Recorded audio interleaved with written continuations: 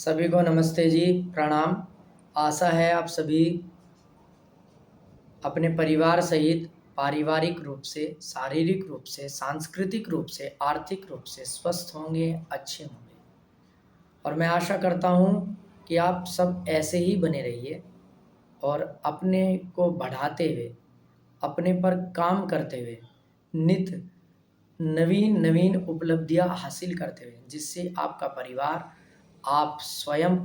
सांस्कृतिक रूप से, आर्थिक रूप से, पारिवारिक रूप से, शारीरिक रूप से उन्नत बन सके, मजबूत बन सके। यही मेरी आप सबके लिए एक सुखद कामना, प्रार्थना और विनती है। आइए हम बात करते हैं भारतवर्ष पर। भारत हमारा देश है और भारतवर्ष को शारीरिक रूप से आज़ाद हुए 78 वर्ष हो चुके हैं। 79वें वर्ष में हम प्रवेश कर रहे हैं। सरकारों के द्वारा आज़ादी का अमृत महोत्सव बनाया जा चुका है। अमृत महोत्सव आज़ादी का। तो सवाल ये है कि आओ इस अमृत की काल में, इस अमृत के महोत्सव में, इस अमृत के इस काल चक्र को देख लेते हैं। और इससे पहले हम थोड़ा पीछे जाना चाहेंगे। देश पर हमारा विश्वास, देश के प्रति हमारा विश्वास और एक देश में नित्य पनपता अंधविश्वास। उस अंधविश्वास का जो फैला मकड़ जाल, उस मकड़ जाल में अपने भोले भाले ही नहीं, अभी तो उच्च शिक्षित समृद्धशाली भारत के लोग, अंधविश्वास, जिस अंधविश्वास के कारण हम अपना व्यक्तिगत जीवन, अपना पारिवारिक जीवन, अपना धार्मिक जीवन, अपना आर्थिक जीवन और अपनी समझने की बुद्धि को किसी व्यक्ति, किसी संस्था, किसी राजनीतिक पार्टी, संगठन के हवाले कर देते हैं। अपनी बुद्धि, अपनी आँख, अपने कान के द्वार बंद करके। और जिस अंधविश्वास के कारण बहुत सारी घटनाएं घटती हैं और उस घटनाओं से हमारा जो जीवन बनता है, उस जीवन से जो चीज़ें आती है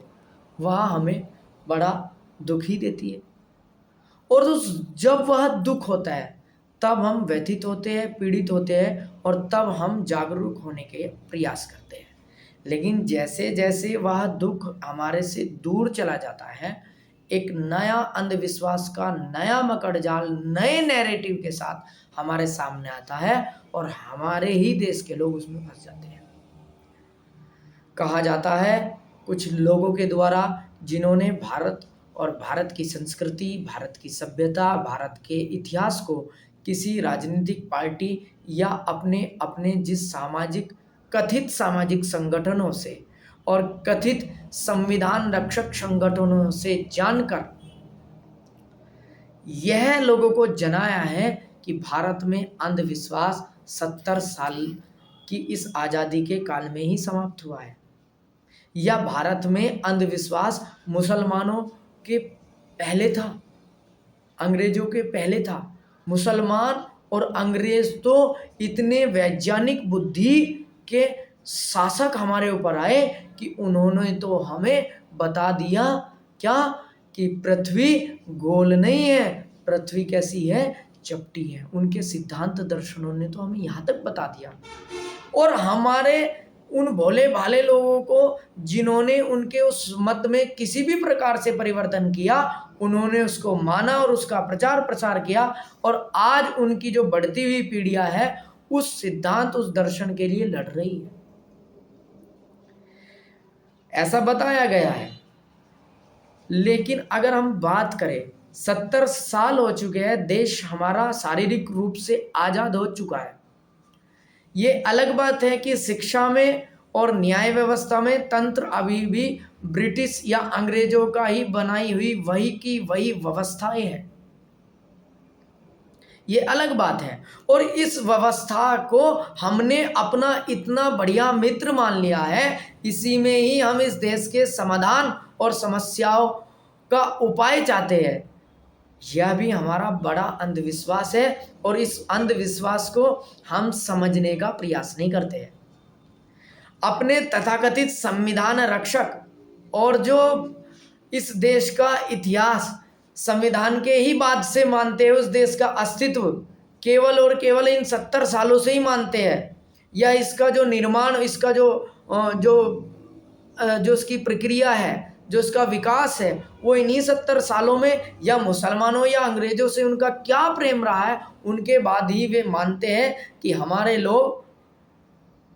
क्या थे। हमारे लोग उससे पहले, उनके आने से पहले, संविधान से पहले कुछ जानते ही नहीं थे, क्योंकि उन्हें उनकी पार्टी, उनके गुरुडमवाद ने भारत की संस्कृति का, भारत की सभ्यता का, भारत के इतिहास को इसी प्रकार से समझाया है, और वो भी यही प्रचार कर रहे हैं, यही अंधविश्वास के साथ।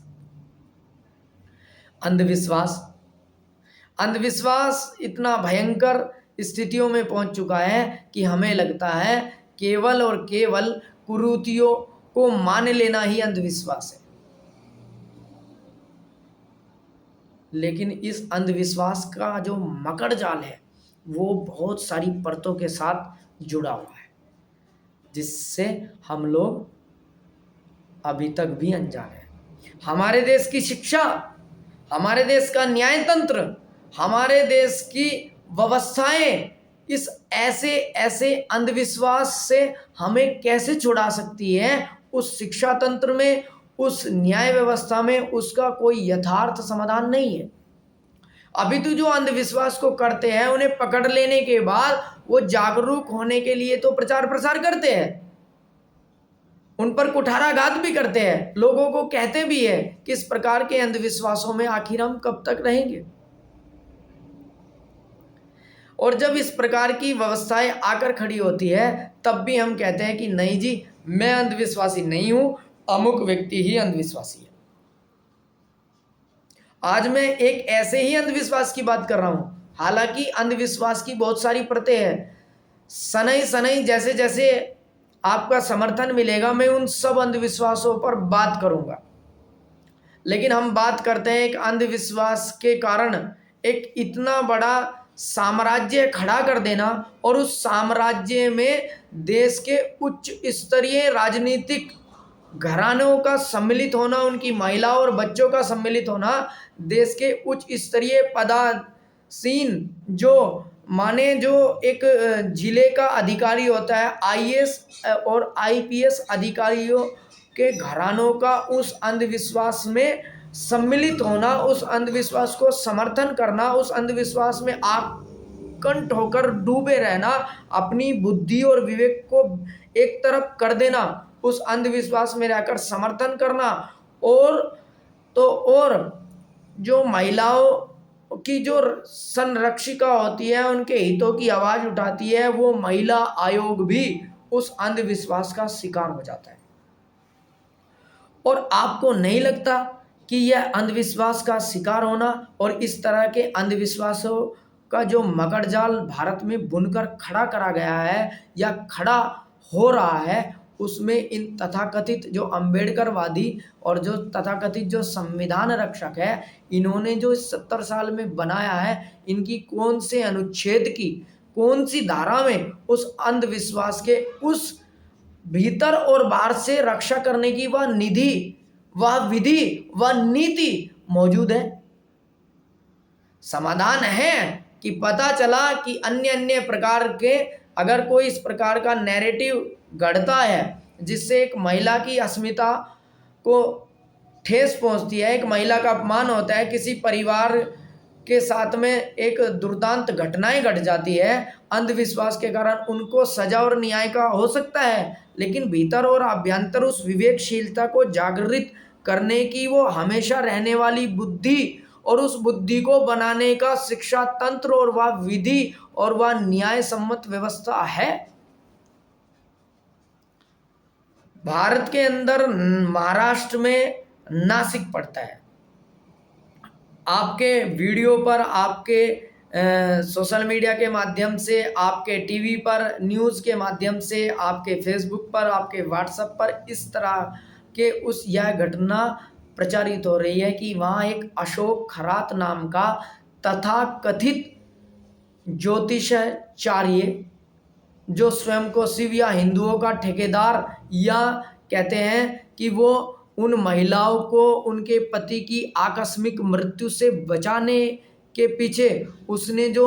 सेक्सुअल एब्यूज और सेक्सुअल क्राइम को वहाँ प्लांट किया, और उसने वहाँ कई सारी प्रतिष्ठित घरानों की महिलाओं और बेटियों को उनका यौन शोषण किया, उनके साथ में उनकी अस्मिता को रौंद डाला। ऐसे अशोक खरात जैसे व्यक्ति के साम्राज्य को खड़ा करने में हमारी शिक्षा, हमारा न्याय तंत्र किस प्रकार रहता है, और वह क्यों नहीं देखता कि यह व्यक्ति किस प्रकार का है। और यदि हमें इस प्रकार के व्यक्तियों से बचना है, तो जो आज की आपकी न्याय व्यवस्था है, जिसका हम प्रचार और प्रसार कर रहे हैं, वह आपको कहीं भी नहीं मिलेगी।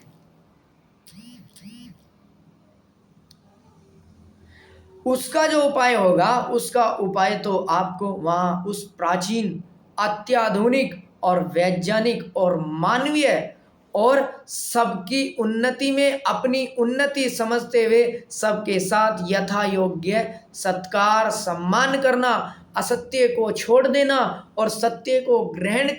कर लेना, और सब मनुष्यों को सामाजिक सर्वहितकारी नियमों में प्रतंत्र रहना, और प्रत्येक हितकारी नियम में स्वतंत्र रहकर कार्य करना, जिससे किसी मानव तो क्या, किसी छोटे से छोटे जीव प्राणी मात्र को भी कष्ट ना हो। ऐसी शिक्षा नीति से निपुण उस स्मृति के काल के बिना इसका समाधान संभव ही नहीं है। ये अशोक खरात जैसे लोग जो 58 महिला के साथ में इस प्रकार के जघन्य अपराध को करता है और बचा घूमता है, और जब फंसता भी है तो उसका भी कारण अन्य ही होता है। एक अशोक खरात 2024 की घटना बताता हूं। एक जिस प्रकार ये अशोक खरात तथाकथित ज्योतिषाचार्य हिंदू धर्म के जो ठेकेदार बनकर घूम रहे हैं और इनको समर्थन मिलता है, वहाँ के सब आसपास के कहीं ये इस प्रकार के अशोक खरात जैसे बाबा, अंधविश्वास और पाखंड और कुरीतियों पर काम करने वाले बाबा, और इस कुरीति और पाखंड और अंधविश्वास के बल पर अपने बड़े बड़े साम्राज्य खड़े करने वाले ये अशोक खरात जैसे बाबा आपको हर मत में मिल जाएंगे, हर मजहब में मिल जाएंगे। वास्तविकता क्या है इनकी? अगर मैं बात करूं, एक ईसाई पास्टर बजेंद्र सिंह, एक पास्टर जॉन जराज, एक पास्टर आर जोएल, 2024 की घटना है। पास्टर आर जोएल की जो 17 से 14 साल की बच्चियों को इसी अंधविश्वास, इसी के कारण, किसी न किसी बहाने, इसी अंधविश्वास के भय उनके साम्राज्य को खड़ा करता है और उन बच्चियों के साथ में जघन्य अपराध करता है। कानपुर की एक घटना 12 अगस्त सन 2025 की, एक 70 वर्ष का, एक दादा की आयु का एक मौलवी MTR कानपुर में एक 7 साल की बच्ची के साथ में यौन शोषण के आरोप में गिरफ्तार कर दिया जाता है। इनका कोई समाधान है आपके पास? इन बाबाओं के इस अंधविश्वास का कोई समाधान है आपके पास? आपके तथाकथित संविधान के जो रक्षक दल हैं उनके पास, जो रात दिन कुरीतियों पर प्रहार करते हैं और उन कुरीतियों का भी उनका सेलेक्टिव नैरेटिव है कि वे जो केवल हिंदुओं की कुरीतियों पर बात करते हैं, इस्लाम, ईसाइयत या बौद्धों में जो कुरीतियां खड़ी हुई है उन पर बात नहीं करते हैं। ऐसे सेलेक्टिव तथाकथित धार्मिक झूठे, भ्रमित और तथाकथित संविधान रक्षकों और तथाकथित अंबेडकरवादियों के पास इस ऐसे अंधविश्वास का कोई समाधान है? एक छांगुर बाबा 1000 महिलाओं को उसके उस मत से परिवर्तन कर ले जाता है और उनको इस्लाम में दीक्षित कर देता है, बहलाकर फुसलाकर बहकाकर उन्हें उनका धर्मांतरण करा देता है। उन महिलाओं के उस अपमान, उस महिलाओं के उन ऐसी इस प्रकार के साम्राज्य को जो उसने खड़ा किया है, जहां महिलाएं बहक जाती है, बदल जाती है, स्वयं को परिवर्तित कर लेती है, ऐसे बाबाओं का आपके पास कोई समाधान है? और आप इस समाधान, इन नियमों, इन व्यवस्थाओं के जो ये बिगड़ी हुई व्यवस्था, जो ये कुत्सित मानसिकता के लोग जो खड़े हो रहे हैं, जो रात दिन भारत और भारतीयता की अखंडता को बर्बाद और छल षड्यंत्र प्रपंच रचकर इसकी समृद्धि, इसके गौरवशाली इतिहास को अपने अपने नजरिए से लोगों को बताकर इसको नष्ट भ्रष्ट करने का प्रयास करते हैं, ऐसे लोगों का आपके पास कोई समाधान है? और मेरा आप सभी से भी सवाल है कि मैं आप सबसे पूछना चाहता हूं कि अंधविश्वास की और ऐसे बाबाओं की को आप किस किस श्रेणी की कोटि में रख सकते हैं? एक राजनीतिक पार्टी का लीडर्स आपके बच्चों के भविष्य को उस तरह तय करता है। एक राजनीतिक पार्टी का लीडर्स आपके एक सांगठनिक पार्टी या सांगठनिक संस्थाओं का अधिकारी या नेता आपके बालकों को या हमारे देश के लोगों को या अपने जन समुदाय को देश की संस्कृति सभ्यता का वह इतिहास बताता है जो उसकी बुद्धि और दृष्टिकोण से उसने कैसे जाना है, निष्पक्ष होकर नहीं, पक्षपात के अधीन होकर जाना है। उन लोगों, ऐसे बाबा लोगों के लिए बात करता है। एक ऐसे ऐसे मजहबी लोग खड़े हो जाते हैं जो देश को पीछे रख देते हैं और अपने मत मजहब और संप्रदाय को आगे रख देते हैं। वह कहते हैं कि यदि हमें देश से पहले मत मजहब और संप्रदाय प्यारा है और इसके कारण से वह देश अपने ही घर में हार जाता है, बिखर जाता है। ऐसे ऐसे अंधविश्वासी पाखंडी बाबाओं और ऐसी ऐसी संस्थाओं का आपके पास कोई समाधान है?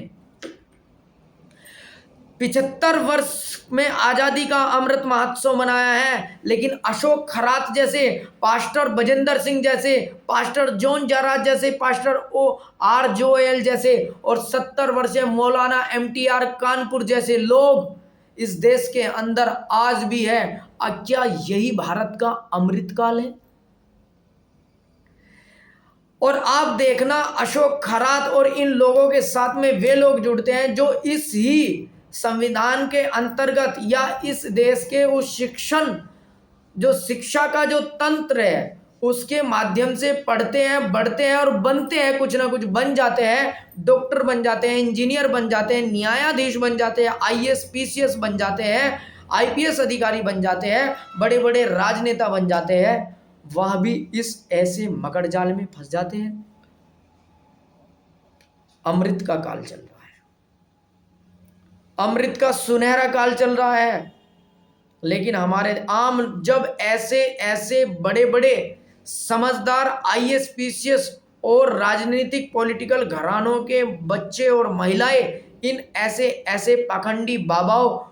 के साथ में रहते हैं, इन्हें समर्थन करते हैं, इनको व्यवस्थाएं देते हैं, इनके साम्राज्य को खड़ा करने के लिए इनके साथ रहते हैं, इनको सपोर्ट करते हैं, तो मेरा ये सवाल है कि जो आम लोग हैं उनकी स्थितियां क्या होती होगी? पास्टर बजेंद्र, जॉन जोराज, R. जोएल या मौलवी MTR या अशोक खरात जैसे लोग आज गली गली, नुक्कड़ नुक्कड़ और शहरों शहरों के हर चप्पे चप्पे पर पाखंड की अपनी दुकान को खोलकर बैठे हैं, पाखंड की अपनी दुकान को खोलकर बैठे हैं और वो उन पाखंड की दुकानों को खोलकर बैठे हैं। और जो जो इस देश के लोग किसी ना किसी डर, किसी ना किसी भय, किसी ना किसी संशय, किसी ना किसी आकांक्षा की जो आशंका बन गई है, शंका उत्पन्न हो गई है, जो उससे पीड़ित है, उसके कारण जो उनके भीतर भय का एक वातावरण बन चुका है, उस वातावरण का लाभ उठाकर ये अपने पूरे पर्यावरण को विकसित करते हैं, उस पाखंड के पर्यावरण को विकसित करते हैं। अभी तो वो पाखंड का जो पर्यावरण को जिसको इन्होंने विकसित किया है वो इस देश के भीतर भयानक प्रदूषण है। और ऐसा प्रदूषण है जो भारत की विकास की यात्रा को सदा सदा के लिए रोकता रहेगा और भारत कभी उन्नत नहीं होने वाला है। और जो हम आज ये तथाकथित अंबेडकरवादी और तथाकथित संविधान रक्षक बात करते हैं कि हम आज आजाद हो चुके हैं, आज हम सभ्य बन चुके हैं, आज हमारे पास हमारा संविधान है, आज हमारे पास ये है, मैं इनसे निवेदन करूंगा कि आप लोग जिसको रात दिन गाली देते हो, आप एक बार उस मनुवाद की छटा में जाकर देखिए, उस मनुवाद के यथार्थ स्मृति का चिंतन करके देखिए। उस मनुवाद में जो आक्षेप हुई, जो मिलावट हुई, जो एक काल में महाभारत के 10,000 वर्षों से पूर्व और महाभारत के बाद में मुसलमानों और अंग्रेजों ने जो उसमें अपने अपने माध्यम से उसमें जो बदलाव किए कि वह अपने नैरेटिव को गढ़ सके कि किस प्रकार से भारत को हमेशा खंड खंड बंटने पर मजबूर किया जाएगा, उन नैरेटिव की के लिए उन्होंने वो काम किया, उन स्मृतियों के साथ में उन्होंने छेड़छाड़ की और हमने उस छेड़छाड़ से युक्त स्थिति को ही अपना सब कुछ मान लिया। लेकिन हम भूल जाते हैं कि जो मनुस्मृति, जो मनुवाद कहता है कि यत्र नार्यस्ते पूज्यन्ते रमन्ते तत्र देवता, कि जहाँ स्त्रियों का सम्मान होता है, स्त्रियों की चिकित्सा, अच्छी प्रकार से शिक्षा दीक्षा, उनके वस्त्र आदि की व्यवस्था और उत्तम से उत्तम उन्हें बनाने का, उन्हें निर्मित करने का और उन्हें वीरांगना और साहसी और निर्भय बनाने का और सब प्रकार के अंधविश्वास और पाखंड से छुड़ाकर उनकी बुद्धि को वैज्ञानिक गतिमति से दीक्षित करने का कहने के लिए जो आदेश उस मनुस्मृति में दिया गया है, और वही मनुस्मृति अगर अगले चैप्टर में ये कहे कि स्त्रियों के साथ में तो अन्याय कर दो, उनके ये अधिकार छीन लो, तो एक व्यक्ति दो अच्छी बात नहीं बोल सकता है, या तो पहली बात खराब है या दूसरी बात खराब है। लेकिन हमारा निष्पक्ष चिंतन इस पर नहीं जाता है और हमारी आदत बन चुकी है, हमारी आदत बन चुकी है कि हम हमेशा अवगुणों को ही उठाकर देखते हैं। हमारी आदत बन चुकी है कि जो कड़वा कड़वा है उसको हम ग्रहण कर रहे हैं और फिर अपने शरीर के जो उससे जो तमस उत्पन्न हो रहा है, वही हम तमस से जो मानसिक स्थिति हमारी बन रही है उसको हम जान ही नहीं रहे हैं। और जो मधुर मधुर है, मीठा मीठा है, जो हमारे लिए कल्याणकारी है, हमारे लिए जो समानता की उन स्थितियों को खड़ा करने का काम करता है, उस मधुर मधुर को हम छोड़ देते हैं। और जब यह सब छूटता है, जब यह सब हटता है, जब इस प्रकार के कारण हमारी स्थितियां गड़बड़ जाती है, तो जब अशोक खरात 70 वर्षीय वो मौलवी कानपुर का पैदा होता है, पास्टर विजेंद्र सिंह पैदा होता है, पास्टर आर जोएल पैदा होता है, और उनके लिए स्त्रियां केवल और केवल क्या हो जाती है, एक भोग की वस्तु हो जाती है कि इनका किस प्रकार से हमें शोषण करना है, दमन करना है, उत्पीड़न करना है। आखिर हमने 70 वर्षों की इस अमृत काल में, इस शारीरिक आज़ादी में अब तक हमने अपने आप को मानसिक रूप से आज़ाद बनाने के लिए कितना पुरुषार्थ किया। हमारे जो लीडर्स रहे हैं, हमारे जो शिक्षा मंत्री रहे हैं, अब तक उन लोगों ने उसके लिए क्या पुरुषार्थ किया कि यदि ऐसी समस्याएं उठेंगी तो उनका समाधान क्या होगा। और मैं बताऊं, उनका समाधान अगर आपको पाना है तो उसके समाधान के लिए आपको लौटना पड़ेगा उसी काल की ओर। किस काल की ओर? जहां प्रत्येक की उन्नति को अपनी उन्नति समझा जाता था, सबके सुख दुख में हम यथा योग्य सत्कार करते हुए साथी होते थे, जहां सत्य को ग्रहण कर लिया जाता था, असत्य को तुरंत छोड़ दिया जाता था, जहां सबके सुख की भावना थी, जहां कहा जाता था हे मनुष्य तू अंधकार से प्रकाश की ओर चला जा, तू भिन्न भिन्न मत मजहब और संप्रदाय से हटकर एक जो सबके लिए एक जैसा है उस समान कर्तव्य की ओर बढ़ जा। हे मनुष्य तू है ना असत्य को छोड़कर सत्य को ग्रहण कर ले। हे मनुष्य तू असफलताओं को छोड़कर सफलताओं की ओर बढ़। हे मनुष्य जो भिन्न भिन्न जो स्थितियां बन चुकी है उन भिन्न भिन्न स्थितियों को, उन भिन्न भिन्न व्यवस्थाओं को छोड़कर क्या हो जा, तू एकत्व में प्रवेश कर जा, जो हमें अज्ञान से ज्ञान की ओर बढ़ाने का कार्य करता था उस स्मृति काल में। और जिस स्मृति काल में जहाँ ऋषियों का काल था, जहाँ भारत का भविष्य उस तरह से विकसित किया जाता था कि इस प्रकार के हर नैरेटिव को वो पहले ही जानता था, वो समझता था। उनकी शिक्षाओं में ये बात निहित थी कि इस प्रकार के अंधविश्वास और पाखंड को उन्हें किस प्रकार से मुंह तोड़ जवाब देना है। लेकिन हमारे इस मकर चाल के नैरेटिव में हमारे सामने एकलव्य को दिखा दिया जाता है, कर्ण को दिखा दिया जाता है, लेकिन हम अन्य बात नहीं करते हैं। हमें निषाद राज नहीं दिखाई देता है, हमें सबरी नहीं दिखाई देती है, हमें अन्य वे चीज़ें नहीं दिखाई देती हैं जिसमें उन्नति है। और हमारी आदत बन चुकी है, हम पॉलिटिकल लीडर्स के जो उन्होंने अच्छे काम किए हैं, उन अच्छे कामों को पीछे हटाकर हम जो वे गलत कर रहे हैं उनको ही हम श्रेय देने लगते हैं, उन पर ही हम अपना साम्राज्य खड़ा करते हैं कि इस बार मेरी सत्ता आएगी तो मैं ऐसा कर दूंगा। और ये इस प्रकार के अंधविश्वासों का जब जन्म होता है तो भारत केवल और केवल विकास की यात्राओं को, केवल सुख सुविधाओं और संसाधनों और भवनों और ये जो बना हुआ है जो आपका साम्राज्य, जो लौकिक संसार जिससे आप प्रभावित होते हैं, जो तकनीक बनकर आ गई है, अत्याधुनिक तकनीक आकर खड़ी हो गई है, इससे तो विकसित होता है। लेकिन अंधविश्वासों की वे दरें और वे पर्दे वे आपके घरों में इस प्रकार विद्यमान है और किसी भी तथाकथित के पास इसका कोई समाधान नहीं है। और यदि आपको इसका समाधान जानना है, यदि आपको इसके समाधान को समझना है तो आपको उस ओर ही जाना होगा, आपको वापस लौटना पड़ेगा उस ओर जहां कहा जाता था यथम वाचम कल्याणी, कि यह कल्याणी वाणी इस प्रत्येक मनुष्य मात्र के लिए है, इससे सब अपनी उन्नति कर सकते हैं। उस वेद की ओर बढ़ना पड़ेगा और यदि आप नहीं बढ़ पाए तो आप कुछ ना कुछ बनकर खड़े हो जाओगे। यह भी अंधविश्वास है जो किसी व्यक्ति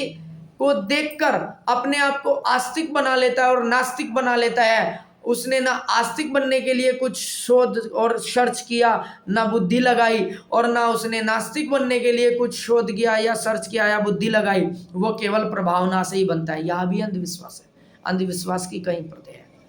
अशोक खैरात जैसे लोगों को कड़ी से कड़ा दंड मिलना चाहिए, पास्टर बजेंद्र सिंह जैसे लोगों को बड़े से बड़ा दंड मिलना चाहिए, आर जोयल जैसे लोगों को बड़े से बड़ा दंड मिलना चाहिए, 70 वर्षीय जो मौलवी है उन लोगों को बड़े से बड़ा दंड मिलना चाहिए। मेरा आप सभी से निवेदन है कि यदि आपको उसको समझना है, जानना है, तो आपको दयानंद के स्मृति को छूकर जाना होगा। और जब आप दयानंद की स्मृति में आओगे तो आपको धुलकर साफ कर देगी। याद रख लेना, दयानंद की वो स्थितियाँ, दयानंद का वो विचार, दयानंद का वो सिद्धांत आप इसलिए नहीं मानिए कि आप दयानंद के अनुयायी बन जाए, लेकिन केवल अगर आप दयानंद की उस प्रकाश से निकल कर भी जाओगे तो आप याद रख लेना, छांगुर, पास्टर आर जोयल और अशोक खैरात जैसे लोगों का साम्राज्य बिखरा जाता है,